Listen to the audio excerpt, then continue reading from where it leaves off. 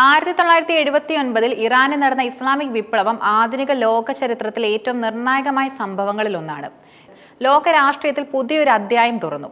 ഷാ മുഹമ്മദ് റിസ പഹ്ലവിയുടെ ഭരണകാലം Iranian സമൂഹത്തിൽ വലിയ അസന്തുലിതാവസ്ഥ സൃഷ്ടിച്ചു. ഷാ ഭരണകൂടം അമേരിക്ക, ബ്രിട്ടൻ തുടങ്ങിയ പാശ്ചാത്യ ശക്തികളുമായി അടുത്ത ബന്ധം പുലർത്തിയിരുന്നു. ഈ ബന്ധത്തിന്റെ പ്രധാന ലക്ഷ്യം ഇറാന്റെ സമ്പന്നമായ എണ്ണ ശേഖരം പാശ്ചാത്യ വിപണിയിലേക്ക് എത്തിക്കുക എന്നതായിരുന്നു. ഇതിന്റെ ഭാഗമായി രാജ്യത്തിന്റെ പ്രകൃതി വിഭവങ്ങൾ വിദേശ ശക്തികൾക്ക് വിറ്റഴിച്ചു. എന്നാൽ അതിന്റെ നേട്ടം സാധാരണ ജനങ്ങളിലേക്ക് എത്തിയില്ല. സാമ്പത്തിക അസമത്വം വർദ്ധിപ്പിക്കുകയും ജനങ്ങൾ ദാരിദ്ര്യത്തിലേക്കും ദുരിതത്തിലുമായി. കൂടാതെ ഷാ ഭരണകൂടം ഇറാന്റെ പരമ്പരാഗത ഇസ്ലാമിക് മൂല്യങ്ങളെയും സംസ്കാരത്തെയും അവഗണിച്ച് പാശ്ചാത്യ ജീവിത രീതി അടിച്ചേൽപ്പിക്കാനും ശ്രമിച്ചു. ഇത് പരമ്പരാഗത ചിന്താഗതിക്കാരായ ജനങ്ങളെയും മത നേതാക്കളെയും ചൊടിപ്പിച്ചു. സ്ത്രീകൾക്ക് ശിരോവസ്ത്രം നിഷേധിക്കുക, മതപരമായ സ്ഥാപനങ്ങളെ ദുർബലപ്പെടുത്തുക തുടങ്ങിയ നടപടികൾ വലിയ പ്രതിഷേധത്തിനും കാരണമായി.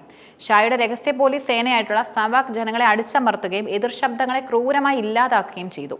ഈ അടിച്ചമർത്തലുകൾ ജനങ്ങളുടെ രോക്ഷം വർദ്ധിപ്പിച്ചു. ഈ അടിച്ചമർത്തപ്പെട്ട സാഹചര്യത്തിൽ ഫ്രാൻസിലെ പ്രവാസിയായിരുന്ന ഷിയ പുരോഹിതൻ വിപ്ലവ നേതാവുമായിരുന്നുള്ള അയത്തുള്ള റുഹോല ഖമേനി പ്രതീക്ഷയുടെ ഒരു ശബ്ദമായി ഉയർന്നു. അദ്ദേഹം ഷാ ഭരണകൂടത്തിന്റെ അഴിമതികളെയും ക്രൂരതകളെയും വിമർശിച്ചുകൊണ്ട് നടത്തിയ പ്രസംഗങ്ങൾ ഇറാനിയൻ ജനതയെ സ്വാധീനിച്ചു. അദ്ദേഹത്തിന്റെ പ്രസംഗങ്ങൾ ഓഡിയോ ടേപ്പുകളിലൂടെയും മറ്റ് രഹസ്യ മാർഗങ്ങളിലൂടെയും രാജ്യത്തുടനീളം പ്രചരിച്ചു. ഇത് വിപ്ലവത്തിനുള്ള വിത്തുകൾ പാകി.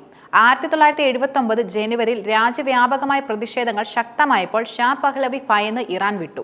ഇത് വിപ്ലവകാരികൾക്ക് വലിയ ആത്മവിശ്വാസം നൽകി. 1979 ഫെബ്രുവരി 1 15 വർഷത്തെ പ്രവാസ ജീവിതത്തിന് ശേഷം അയത്തുള്ള ഖമേനി ഇറാനിലേക്ക് മടങ്ങിയെത്തി. അദ്ദേഹത്തെ വരവേൽക്കാൻ ദശലക്ഷക്കണക്കിന് ആളുകളാണ് ടെഹ്റാനിലെ തെരുവുകളിൽ തടിച്ചുകൂടിയത്. ആ മടക്കം ഒരു ജനതയുടെ സ്വപ്നങ്ങളുടെ സാക്ഷാത്കാരമായിരുന്നു. അദ്ദേഹം അധികാരം ഏറ്റെടുക്കുകയും ഇറാനെ ഒരു ഇസ്ലാമിക് റിപ്പബ്ലിക്കായി പ്രഖ്യാപിക്കുകയും ചെയ്തു.